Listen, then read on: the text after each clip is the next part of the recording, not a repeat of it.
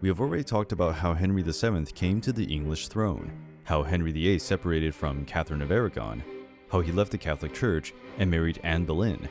But do you know what hygiene was like in the Tudor period? Contrary to what we may suppose, the Tudors were cleaner than we think. They had limitations imposed by the technology of the time and the challenges associated with the disposal of sewage and garbage, but that doesn't mean that they didn't try to clean themselves and their homes. In some home education manuals, we can find recipes for household soap and washing water. The most common soap was made with olive oil or animal fat. Without these materials, the manuals had cheaper alternatives, showing that the lower classes were also interested in personal hygiene. For bathing, most English people in the Tudor era used a wooden bathtub, lined with leaves or a fabric canvas. They poured buckets of water, heated it in the fireplace, and filled the bathtub.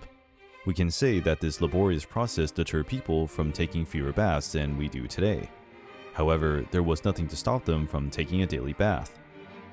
The difference is that the bath, as we know today, required a person to get into a bath and wash themselves with a sponge. And it is important to remember that the bath of an entire family happened in the same bathtub and with the very same water. Besides taking a bath with perfume soaps, the riches also had the luxury of buying perfume. The perfumes were made with imported spices. Not everybody could afford this luxury. It is believed that they were used more as ostentation than to mask unpleasant smells. Only the noble Tudors were lucky enough to have permanent plumbing and luxurious bathrooms. Considering that the water supply determined how long the court could stay in a certain place, Henry VIII decided to reformulate the water supply systems of all his large houses. There were bathrooms in the Tower of London, Windsor Castle, Hampton Court, and the New Hall, the monarch's favorite residences. But we have no record of how often Henry used his luxurious bathtubs in castles. We know that, by medical prescription, Henry VIII took medicinal herbal baths every winter, but he avoided baths for some time when the sweating sickness became evident. At that time, Henry VIII had the groom of the stool, a reference to the person who assisted the king in his physiological needs. In other words, this caregiver was responsible for cleaning the intimate parts of the king after he defecated.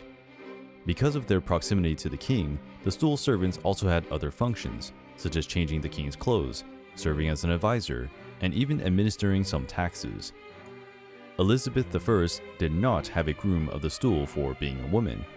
The position returned with Jaime I of the Stuart dynasty, with the name of Gentleman of the Bedchamber.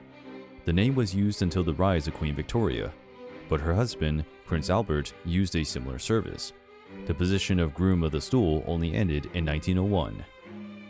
The position may seem unworthy today, but who occupied it had extreme confidence on the part of the king, and could become extremely rich thanks to the rewards he would receive from the monarch.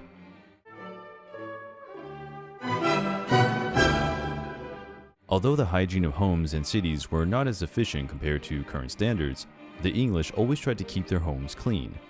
It was not easy, considering that most houses had dirt floors, which were difficult to maintain and were always dusty.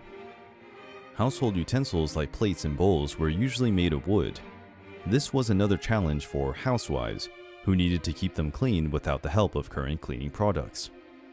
If the person were rich, they would probably have a stone floor and utensils made with tin, but the servants would have to clean them with the same materials used by any Tudor, regardless of their social class. After washing the house, they would have to dump the dirty water. Unlike today, there were no drains in the house where it was possible to pour it. They had to transport the liquid waste out of the house, where it was poured into a drain or a hole in the ground. One of the most basic jobs of a Tudor housewife was doing the dishes. It was a very time-consuming job, as everything had to be washed, including milk pots and cutlery. Today we can use detergents, but the Tudors only used sharp river sand.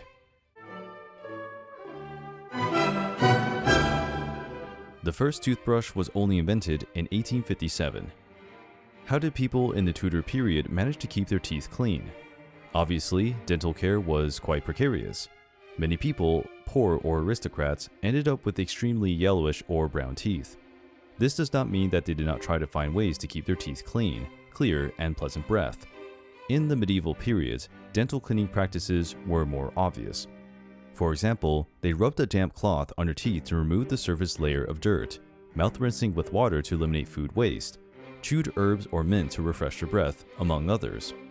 In the Tudor period, some techniques changed, but others remained the same. The Tudors liked to use powders to clean their teeth, including burnt scented herbal powders or animal powders. It is also common to rub sage powder to whiten the teeth. For mouth rinsing, instead of water, which was unhealthy and had an unpleasant taste, they used vinegar or wine. To refresh the breath, they chose sweetened confectionery. They visited barbers constantly to extract teeth. The techniques of tooth extraction were rustic. They used heavy metal braces, and most of the time without local anesthesia. Fortunately, after the tooth removal, the relief was immediate and the person forgot about the horrible pain of extraction. Dentures did not exist either. Elizabeth I, for example, loved sweets. As a result of the sugar, some of her teeth rotted and were pulled out.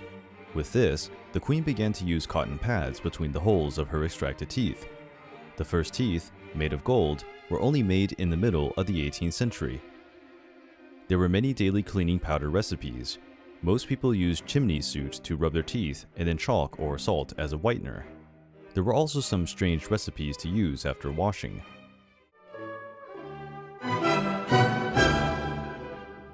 One of the most important issues in women is menstruation. Besides being a clear sign of transition from childhood to adolescence, it requires different measures at certain times.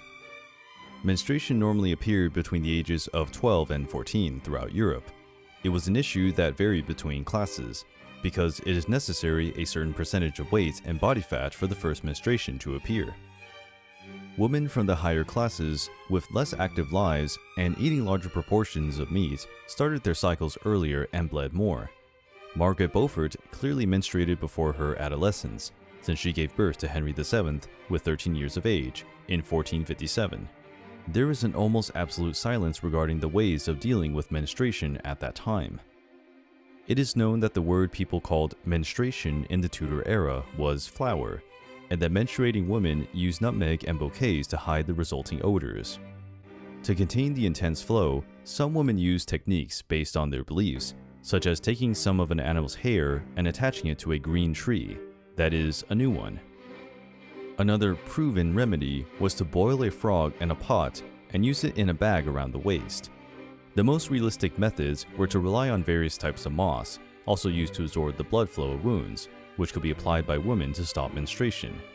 Cotton pads were used to clean the female organs inside and outside. There are also records on cloths for menstruation, made with fine Dutch fabrics, along with other items made with plain linen. Pieces of cloth were torn and placed between the legs, suspended by some kind of belt to keep them in place. The cloths were always washed and reused. There was no disposable material in the Tudor era. Other recent suggestions refer to cloth plugs, greased with honey and oil, tied by a loop around the thigh. Women participating in some manual labor or physical activity should have some way to hold their cloths and make sure they stayed in place. In any case, menstruation was an important rite of passage in an era that gave great importance to fertility, and was also a source of shame and inconvenience.